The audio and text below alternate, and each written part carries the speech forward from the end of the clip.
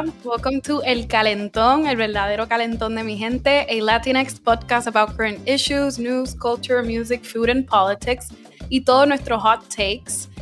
Some episodes like this one will be for all of you, but other episodes will be exclusive y solo lo pueden ver mi gente members. So if you are not a mi gente member, we really encourage you to become a member today. Visit mijente.net/join.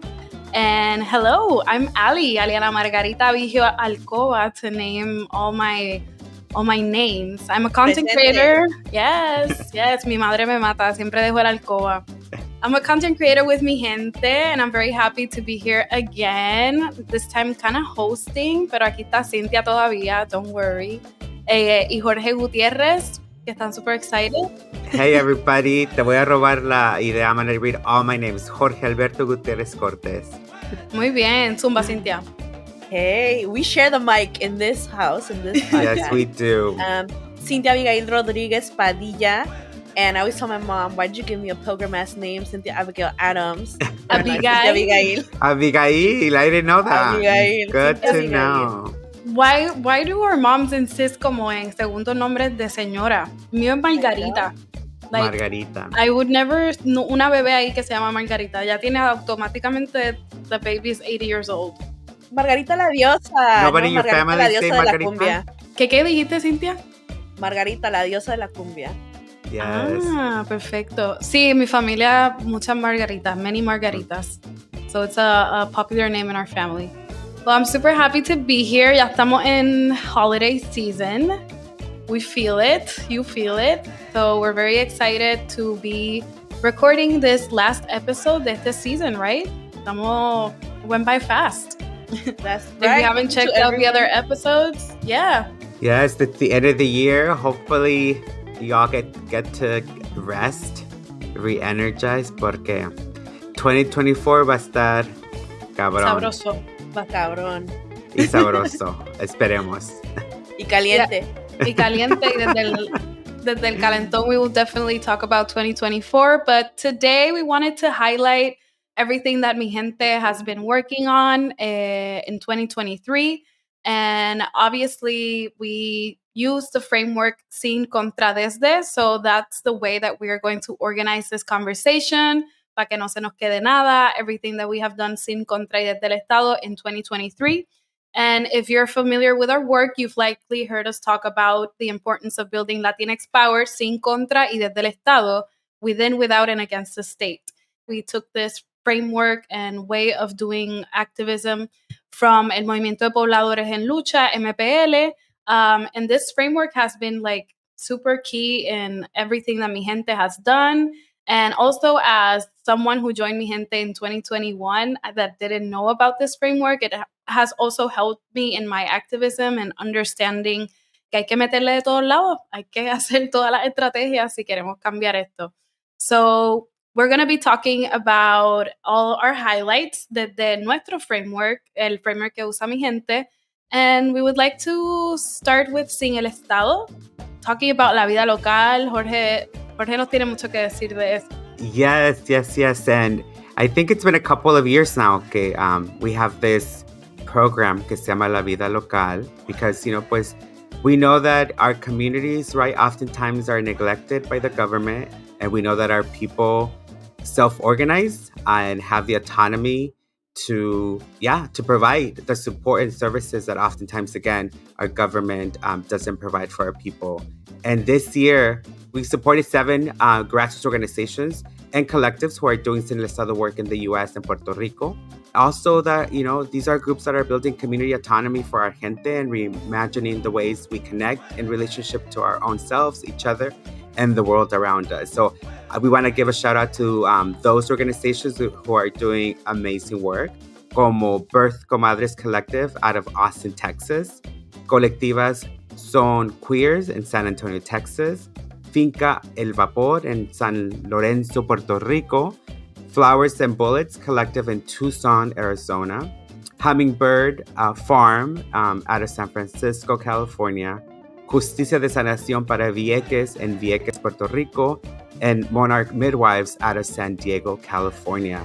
Presentes. Yes, so a huge shout out to them and all the messy work that they do. Please follow them and follow them in social media. I know that I have, and I've been able to see some of the great work and projects folks are putting out in the world. Yeah.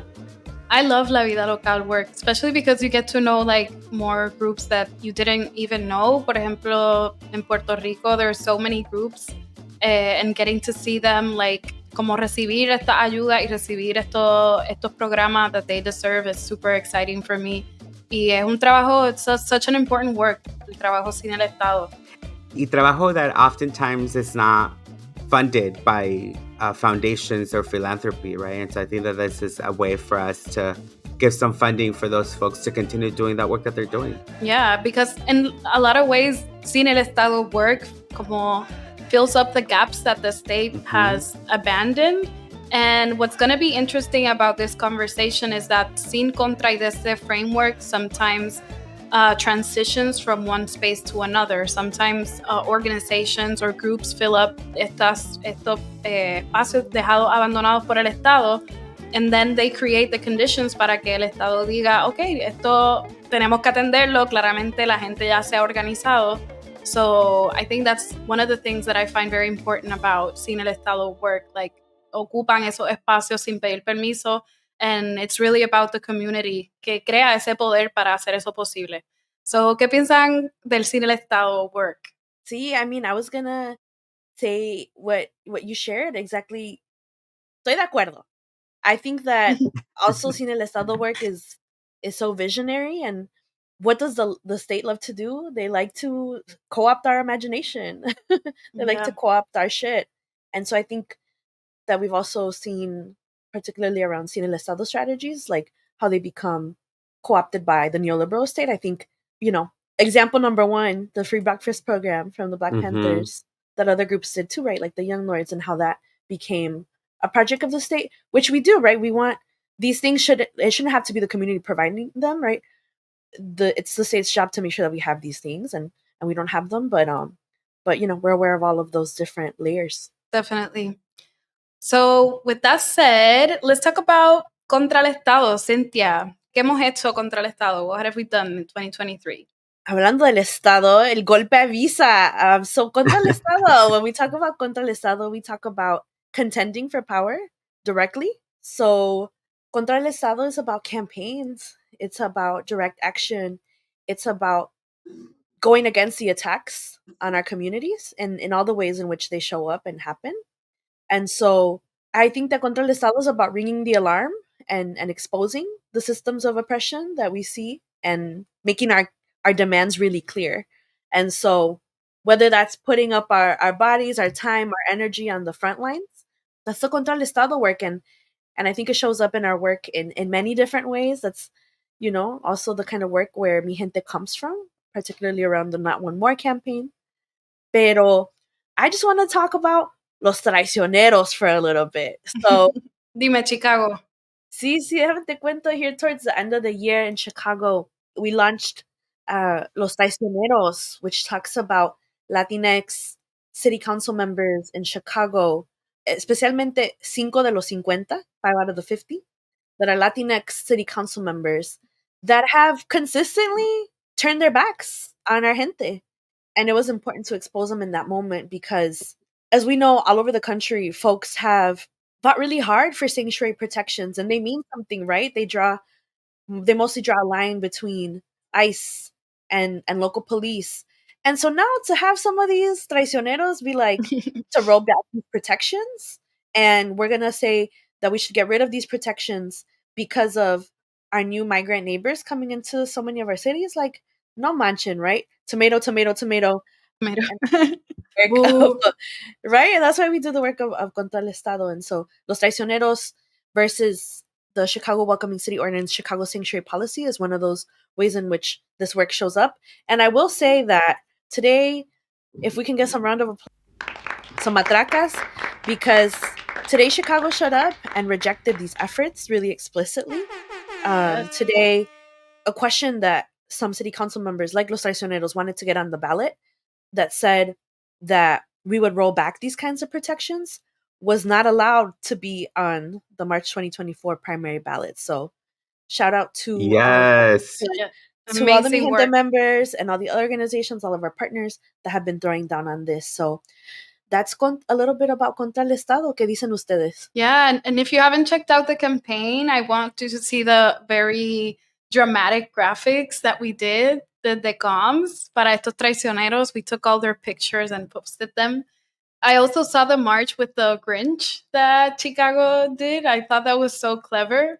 And that's like Contra el Estado also could be like very creative and imaginative in the ways that we kind of like stop la normalidad. I feel like Contra el Estado is about literally just incomodar, molestar, detener el día a día and like make people pay attention to what's going on, especially the people in power. La hora de fregar es ahora. I love the drama that this campaign brought in. Very telenovela-like, very Latino. So I love it. Yeah, I mean, I think this is, oftentimes the work that really motivates people, creates a space for people to channel their anger and frustrations when things are not right, when there's so much injustice happening in our communities. So I love it. And I feel that that's where I feel the most comfortable. I feel like a lot of my organizing has been under this banner strategy of, contra el Estado. So I love it whenever we can get campaigns off the ground that are really clear about who our targets are and what our demands are. So love it. Yes. We love Contra el Estado. And most of us started Contra el Estado. And then we just kind of like, hemos estado en otro espacio. But we'll talk about that at the end. Cómo nosotros nos sentimos about this. So let's talk about el que nos falta, Desde el Estado. This year we had a great campaign in Philadelphia called Philly Será Bonito, making a direct references a la bichota con Mañana Será Bonito. This campaign was really beautiful, especially my work, which is designing. It was so fun to design something that inspired hope, and it was pretty. It was pink. It had like this Karol G vibe, which the community leaders who took on the campaign for Eric Almiron really chose and led with it, and it was really beautiful to watch. So that was Philly Será Bonito campaign. Even though Eric Almiron wasn't elected, it was, as I said, like a beautiful campaign, and it created like a solid base of people who are still working and active. And we got to like get together with a lot of them in El Instituto Esa Asamblea, which was really fun. So shout out a la gente de Philly that keeps showing up and doing like a lot of work also not desde el Estado, sin el Estado y contra el Estado. So you will see that all of us como kind of nos movemos entre esos tres. Also, we had the candidate endorsements. We endorsed and we won a lot. The candidates that had their victory this year está Sandy Nurse, Carlos Ramírez Rosa, Lane Santa Cruz, Julia Ramírez, Brandon Johnson, Jessy Fuentes, Rosana Rodríguez y Julia Mejía. All of them from all across. Así que congrats. Part of Mijente work is continuing working with these candidates that we endorse en un modelo de co-governance. So el trabajo no se acaba when we win. El trabajo sigue desde todos estos tres frentes. And also we had very amazing conversations a nivel internacional in Latinoamérica. We had a stream about the Guatemala elections, which was very important. La conversación del Partido Semilla de Bernardo Arévalo. So if you haven't watched that, it's a really good conversation. It gives context to what happened and what is still happening in Guatemala. So I really encourage that you watch this live stream, which was really good. Yeah, el municipalismo en Latinoamérica. No sé si quieren añadir algo de las cosas que he estado diciendo. Sí, hablando de municipalismo en Latinoamérica, ¿verdad? Estamos, oh my gosh, puro español, huh? We're really inspired by how can we be more disciplined and really work towards something that's not government as usual, business as usual, and how do we support our compas that have been elected to walk in that path. And so more to come around, concepts that we're developing around concejalías populares and what it means to create participatory government offices. So hay mucho ahí, ¿verdad, Ali? Yeah. Yes. And, on that same wavelength, it's important to also highlight esa asamblea in Instituto. Instituto, we had around 150 folks that came through and participated in 4 tracks, organizing in grassroots campaigns, electoral organizing, arts and communications, and advanced political education.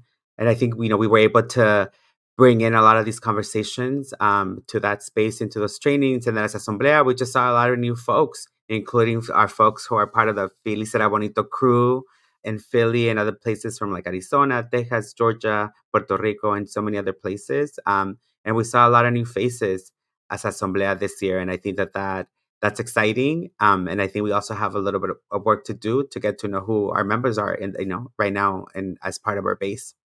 And Yeah. shout out to the Tucson crew who helped us put it all together, because there was 7 days of programming. There were long days, but for me, it just reminded me of like, I really thrive when I'm around our people. Like, me siento en casa, me dan más ganas de echarle ganas to when we see each other. It was amazing. I got sick for 2 days, but the Oh, rest that's was right. great. Yeah, I mean, the weather is so different. It's hot como en Puerto Rico, but it's very, very, very dry. But I love Tucson. Bueno, Tucson o Tucson. ¿Cómo se dice? Tucson, hay que decirle Tucson. Tucson, pues. Tucson me gustó mucho y la pasé súper bien. So I think what I take the most, I love the track, the arts and comms track, like seeing so many people who are just with like doing creative work for social justice is so inspiring, and it gives us so many ideas of like other outlets that we can use de nuestro trabajo in comms. So I think, yeah, a lot of learning and mucha esperanza. Really seeing each other and seeing everybody just reminds us that we're not alone, because we're kind of like all over entre Puerto Rico y el Estados Unidos, but seeing each other nos recarga mucho. Yeah, I mean, for me, those cosas, 2 things. One, it was so important that Mijente members were able to have a space to reconvene post 2019, right? The pandemic is ongoing, but, post that early pandemic moment. And so people got to see each other after a long time. Abrazos había muchos. Lo bailado nadie nos lo quita. And so it was just really valuable for folks to be able to share time, baile, and also strategy together. I got to be a part of the coordinating crew for one of the 4 tracks for the Organizing 101. Shout out to our organizing track folks from El Instituto. And obviously, folks are coming in as organizers, but people really, I think, found it useful to have a space to go over all of the concepts, key concepts and key components of our work as organizers. And we need organizers now more than ever. So help us get more organizers to the next Instituto coming maybe somewhere near you soon. Yeah, we haven't decided yet if there's going to be another Instituto where the next Asamblea is going to be at. But we can't forget, and so huge shout out to our compas that came from, Argentina, Guatemala, Chile, and of course, all the crew that was there from Puerto Rico. Y Mexico. Oh, sí, México, sí. Yeah, the panels also, I want to add, were amazing. Fue una parte súper favorita mía. Me gustó mucho este panel de la política del sur al norte. Now that you said that, Jorge, I remembered. It was so good to see. It was a panel desde el Estado, because there were like elected officials or people in government giving their experience desde Latinoamérica, Puerto Rico, y también desde Tucson estaba representado también en ese panel, and it was a really good panel. So yes, Asamblea del Instituto, stay tuned and check always our social media para ver cuándo es el próximo. And yeah, I think that we can now kind of like manifest a little bit for 2024. I feel like, I don't know if this is a symptom of getting older, but years go by so fast. I can't believe that this year is almost over. But one of my favorite parts of the end of the year is being able to like intencionar, manifest what we want. And let's talk about what do we want for next year. It doesn't have to be too heavy, como like quiero cosas bien difíciles. It could be like espiritual. Qué sabia, Ali. Y el Jorge bien pensativo. Te veo, te veo. Mirando por la ventana. Pensando en sus pecados. Pensando en las resoluciones del Sí, ¿verdad? 2023. That's what I'm thinking about. Manifestations.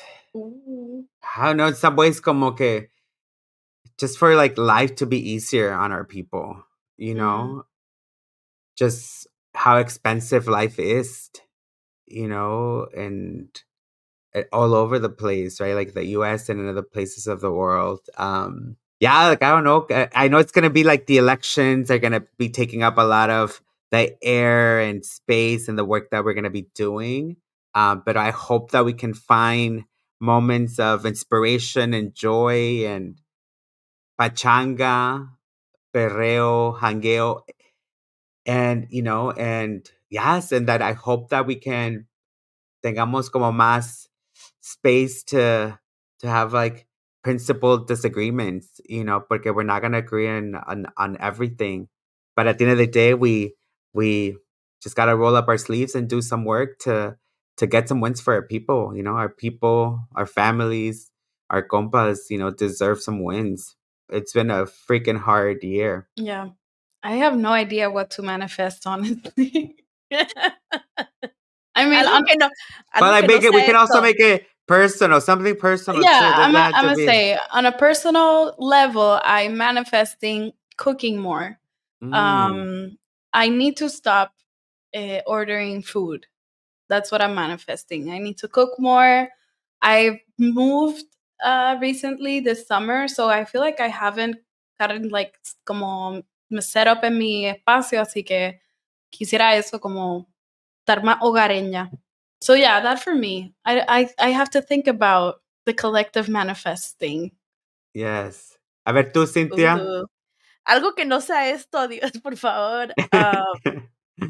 Yeah, I think that we keep doing shit, that we, you know, really win, that we really gain power. I think this is less a manifestation and more of like, I know this is gonna be true. I know that Palestine will be free. Yes. So eso por seguro. And may we continue to grow in our solidarity. And then personally, you know, Ali, as you were sharing earlier, we did an action here in Chicago last week, and I was like, damn, if only I could actually play my accordion. Pero nomás me sé una canción, so... You play accordion? I'm learning, so manifesting for 2024 that I learned more than just one song. Okay, so next year, what you're saying to everybody listening is that you're gonna play the accordion en el Calentón para todas nosotras. Si me estás retando, I guess. I think that would be amazing. A mí me encanta el acordeón. For the next episode, you have to bring your accordion and you have to play a little bit for us. That's a promise. People. Si me lo pide el pueblo, pues, ¿cómo digo que no? Yeah. I mean, on a personal, I would say, like, take more fashion risks. I feel that, like... Mucha ropa. I love fashion. And I think when I'm intentional and I put time and effort into it, I get it right. But then oftentimes I like overthink it, or like, what are people gonna say? It doesn't, you know. So like, I'm gonna try. I took some risks this year. Some paid off, some didn't. But you know, I'm gonna try more next year. Yes, I mean, ya con los headphones está set. Está mejor que nosotras. So I'm gonna add the collective one. I think I want to manifest that our work is very con mucho joy, mucha alegría y esperanza, que nuestras campañas reflejen eso. Yeah, I feel like podemos hacerlo, podemos sostener las realidades del mundo sin perder la esperanza y que eso nos motive a seguir because there's a lot of work to do. That's so right. Let's do our temperature check. Remember that we're in a podcast called El Calentón, and we have this segment called Temperature Check, where we check the temperature de nuestro host. How do we feel about the question that's going to be propuesta? Since we're talking about Mijente 2023 highlights, and we did that with our framework Sin, Contra y Desde el Estado, we want to ask, and todos vamos a contestar, with which strategy do you feel most identified, or maybe it could be a strategy that you're currently shifting towards in more work ahí? So I don't know who wants to start. Sin, contra, o desde? I would say I feel the most comfortable in Contra el Estado. And I feel that I'm trying to get more comfortable in the Desde el Estado. Just to have a better understanding of electoral organizing and the power plays there so that it serves our people. ¿Qué más? ¿Qué más? I mean, Cinthya no, that's ahí. it. Cinthya, sigue hablando. Cinthya quiere que Cinthya, dale hablemos tú. because she's thinking about her answer. Por eso. That's right. I'm over here like, I also definitely grew up in thinking that actually organizing was only Desde el Estado. Mm-hmm. But, and feel free to argue with me on this because I'm still developing this, but I'm also a student of ethnic studies. Like, I was one of the young folks that was really lucky to have ethnic studies as a high schooler. And so I think that being exposed to organizing and Contra el Estado as a young person, 14, 15, but then also being exposed to ethnic studies around that same time, I also learned, I was learning actually that our communities have a history of organizing that looks like mutual aid, that looks like all of these kinds of ways that we provide for each other outside of the state. And I remember being that young and being like, why do these conflict so much? Like, why is there this theory of organizing that feels like they're trying to teach something to our communities, and yet our communities have been keeping each other alive and for 500 plus years. And I remember feeling so conflicted about that. But now, thank you, MFL. I feel like I've been giving a framework to understand like some of that flow and how they work together, and also that we need to save ethnic studies. Do you feel like part of that confliction that you were feeling was that like the Contra was given like more priority, it was more important than the mutual aid work that folks were doing? Because I feel sometimes that that's how we look at it or talk about it. Like that mutual aid, that little project, Yeah, I think at that age, what I'm labeling right now as Sin el Estado just felt like for us by us in a different way and through our eyes, rather than reading like us as always in defense of. And now I'm like, we need to be contending for power at all levels, and there's ways in which all of this is building on each other and having a dialectic. But yeah, what about you, Ellie? I would say that at first, everything that I wanted to do was Contra. Like, I thought also that was about it.